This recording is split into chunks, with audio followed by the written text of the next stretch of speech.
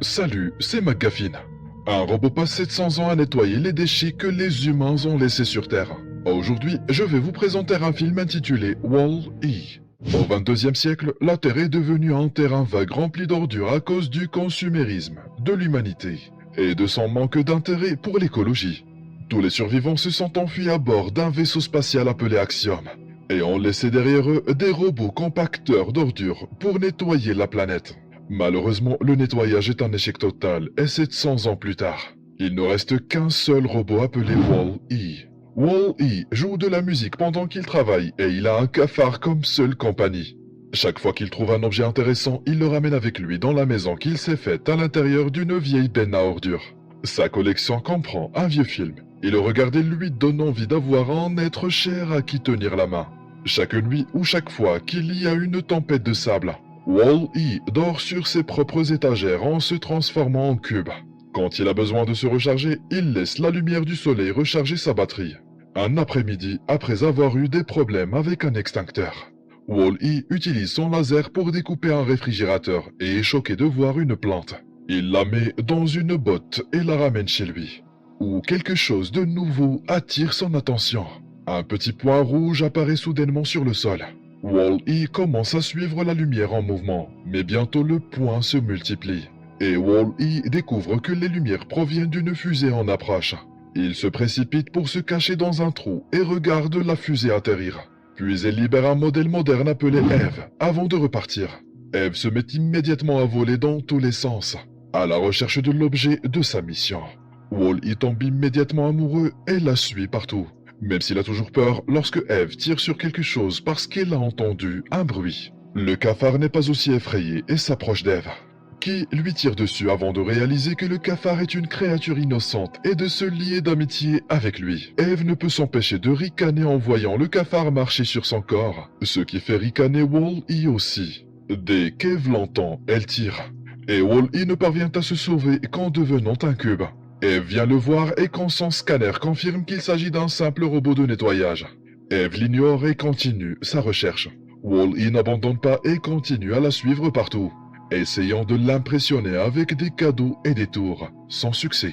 Eve est concentrée sur sa recherche, mais elle devient frustrée car elle ne trouve rien, lorsqu'une grue magnétique la capture par accident. Eve finit par craquer et met le feu à toute la machine. Wall-E voit qu'elle est de mauvaise humeur et s'approche d'elle pour la réconforter, gagnant ainsi son amitié. À ce moment-là, une tempête de sable apparaît à proximité. Eve commence à paniquer, mais Wall-E l'entraîne rapidement chez lui. Il lui montre toutes les choses cool qu'il possède, et Eve sait même en utiliser quelques-uns, comme faire apparaître une flamme sur un briquet. Quand Wall-E lui montre son film préféré, Eve en fait un enregistrement. Puis elle essaie de copier les pas de danse de Wall-E. Eve pousse alors accidentellement Wall-E contre le mur et le casse. Mais Wall-E ne s'inquiète pas, il a plein de pièces de rechange pour se réparer. Wall-E veut essayer de tenir la main d'Eve, mais malheureusement, elle la lui retire. Ensuite, Wall-E essaie d'impressionner Eve en lui montrant la planète.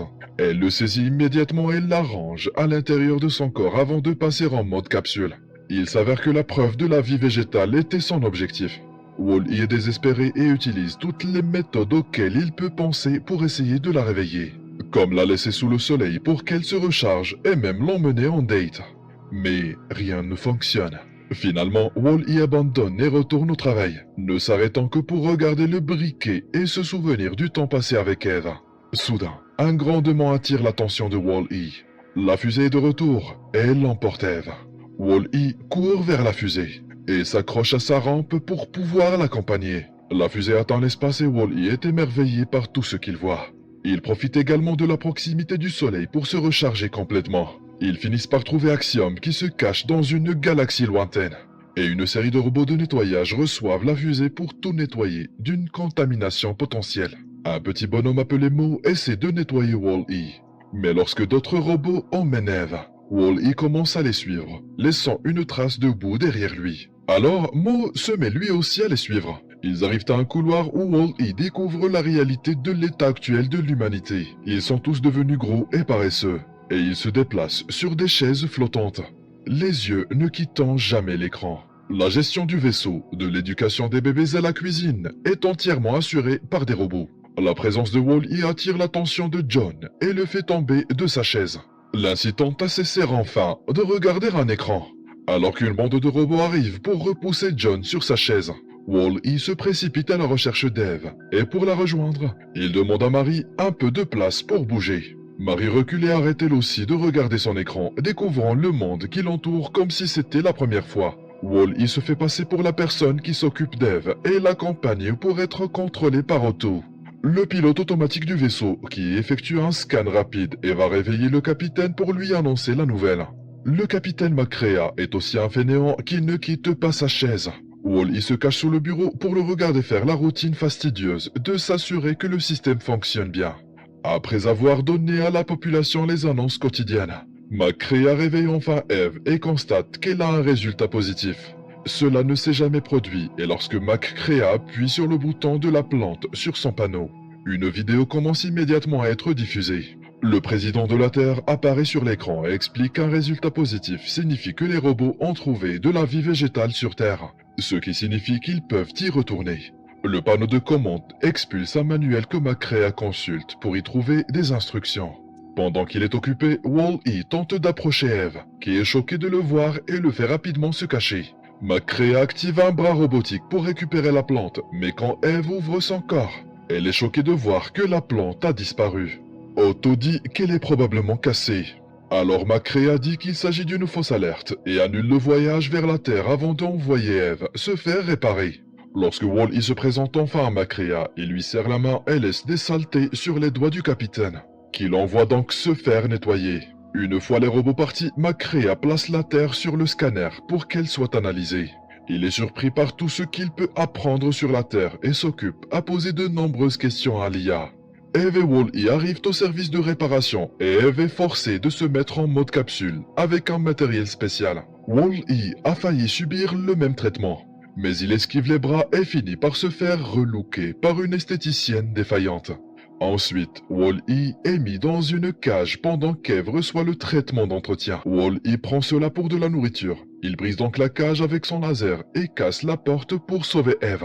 Le robot de travail tente de tirer sur Wall-E pour l'arrêter, mais Wall-E l'esquive et le tir finit par toucher le panneau de commande. Toutes les cages s'ouvrent alors et les robots en profitent pour s'échapper. Parce qu'ils considèrent Wall-E comme leur sauveur, les robots défectueux l'emmènent avec eux et Eve les suit. Lorsqu'ils atteignent un couloir, un groupe de robots de garde leur bloque le passage et les prend en photo pour donner l'alerte. L'image apparaît sur tous les écrans des vaisseaux, mettant en garde la population contre les robots voyous, et les gardes tentent de les arrêter. Eve prend immédiatement Wall-E et s'envole, se cachant dans une fenêtre jusqu'à ce que les gardes soient partis. Ensuite, Eve amène Wall-E dans l'ascenseur, où il essaie d'être amical. Mais elle est tellement en colère contre ses manigances qu'elle tire sur un écran pour le faire taire. Lorsque l'ascenseur atteint le hangar, Eve essaie de mettre Wall-E dans une nacelle pour le renvoyer sur Terre. Mais il refuse de partir si Eve ne vient pas aussi. Soudain, ils entendent un bruit et Eve et Wall-E se mettent en mode capsule pour se cacher. Le visiteur est un petit robot contrôlé par Otto, qui apporte la plante pour la renvoyer sur Terre. Wall-E se précipite dans la nacelle pour tenter de sauver la plante. Mais à ce moment-là, le petit bonhomme active la capsule et Wall-E est lancé dans l'espace. Eve entre immédiatement dans une capsule de secours et est lancée aussi pendant que Wall-E appuie sur tous les boutons pour que la capsule s'arrête. Mais il active la séquence d'autodestruction à la place. Eve observe l'explosion de la nacelle et pense que tout est fini. Mais Wall-E passe soudainement à côté d'elle en utilisant un extincteur, comme si c'était un jetpack. Les deux robots volent autour d'eux jusqu'à ce qu'ils se rencontrent enfin au milieu. Et Wall-E révèle qu'il a réussi à sauver la plante. Eve est si heureuse qu'elle enlace Wall-E et pousse leur front l'un contre l'autre, partageant une petite étincelle d'électricité qui ressemble à un baiser. Wall-E est choqué mais aussi ravi, et il utilise son extincteur pour danser avec Eve dans l'espace alors qu'ils retournent au vaisseau. C'est ce que voient John et Marie, qui profitent enfin de la belle vue sur l'espace. Et s'approcher de la fenêtre leur permet de se rencontrer pour de bon. Eve et Wall-E retournent sur le vaisseau, et Eve se faufile pour éviter les gardes, laissant Wall-E derrière elle. Elle atteint la salle du capitaine sans encombre et remet la plante à McCrea, qui se réjouit car ils peuvent maintenant retourner sur Terre. Eve l'interrompt pour lui montrer les enregistrements qu'elle a pris de la planète. Et Macrea est déçu de voir que la Terre n'est pas le bel endroit qu'il avait vu sur les anciennes photos. Cependant, lorsque Eve fait jouer le vieux film de Wall-E, le son de la musique ramène un peu d'espoir. Et Macrea décide que si la petite plante n'a pas abandonné, il ne devrait pas non plus. Le film arrive à la partie où deux personnes se tiennent la main et Eve commence à penser à tenir la main de Wall-E. Surtout lorsque l'enregistrement lui montre soudain toutes les choses que Wall-E a faites pour elle pendant qu'elle dormait. Pendant ce temps, Wall-E tente de partir à la recherche d'Eve en entrant dans un vide ordure. Et Mo le suit. Le capitaine tente d'ordonner au vaisseau de retourner sur Terre. Mais Otto l'arrête et lui demande la plante. Macrea refuse et demande une explication. Otto passe donc une autre vidéo. Le président de la Terre annonce que le programme de nettoyage a été un échec et que les niveaux de toxicité rendent la vie insoutenable sur Terre. Le projet de reconfiguration est donc annulé. Et la directive A113 met le vaisseau en pilotage automatique éternel pour que les humains puissent rester dans l'espace. Otto est loyal envers A113 et c'est pourquoi il a pris la plante à Eve quand il est venu la voir la première fois. Monsieur Macrea remarque que cette vidéo a environ 700 ans, ce qui signifie que les informations sont dépassées et que la plante prouve que la vie est possible sur Terre, ce qui signifie qu'il devrait y retourner. Otto appelle son petit robot pour les arrêter, et quand le petit gars prend la plante, Eve le menace. Le robot réagit en jetant la plante dans le tuyau d'évacuation. Mais à ce moment-là, Wall-E en sort avec la plante sur sa tête. Eve tente de se rapprocher de Wall-E, mais le petit robot la capture. Wall-E cache la plante dans son corps, mais Otto l'électrocute et le pousse dans le tuyau avant de mettre Eve en mode capsule, et de la jeter aussi. Puis Otto enferme Macrea dans sa chambre pour le faire taire. Quelques secondes plus tard, Eve se réveille grâce à un robot souris qui appuie sur son bouton. Et elle se retrouve dans la salle des ordures. Ici, les machines pressent les ordures en cubes pour les jeter ensuite dans l'espace. Et Eve et Wall-E se retrouvent tous deux à l'intérieur de ces cubes. En utilisant son arme, Eve se libère, mais elle n'est pas assez forte pour tirer Wall-E également, et les cubes sont éjectés. Soudain, Mo se montre et se bloque sur la porte intérieure. La force de l'éjection aide Eve à tirer Wall-E des ordures et elle revient en volant pour s'accrocher à Mo. Les robots poubelles remarquent qu'il y a un problème et ferment immédiatement les portes extérieures, aidant le trio à revenir à l'intérieur. Wall-E semble être tout cassé. Alors Eve part à la recherche de pièces pour le réparer. Malheureusement, aucune de ces pièces modernes n'est bonne pour un vieux modèle. Et Wall-E donne la plante à Eve, lui demandant de donner la priorité à la mission. Au début, Eve refuse et essaie même de tenir la main de Wall-E pour le faire changer d'avis. Mais Wall-E repousse sa main et insiste sur le fait que la Terre est plus importante, présentant le briquet comme une preuve. Eve réalise que la Terre aura les pièces nécessaires pour le réparer. Elle attrape donc tout le monde et retourne dans la zone principale du vaisseau. Un garde les voit et donne l'alerte. Mais Eve le repousse et continue son chemin tandis que les autres robots voyous la suivent. Otto voit tout sur les écrans et active plus de gardes. Macrea voit aussi tout cela et commence à manipuler le panneau de contrôle pour pouvoir faire une transmission. Le capitaine apparaît partout dans le navire pour montrer à Eve le manuel d'instruction, en lui indiquant la zone où la plante doit être déposée. Eve et Wall-E commencent immédiatement à se déplacer, mais ils se retrouvent entourés de gardes robots. Cependant, les robots voyous commencent immédiatement à combattre les gardes pour ouvrir la voie à leur sauveur. Pendant ce temps, Macrea met une photo de la plante sur l'écran et appelle Otto, prétendant avoir la plante pour inciter l'IA à s'en prendre à lui. Dès qu'Otto entre dans la pièce, Macrea saute sur lui pour le combattre.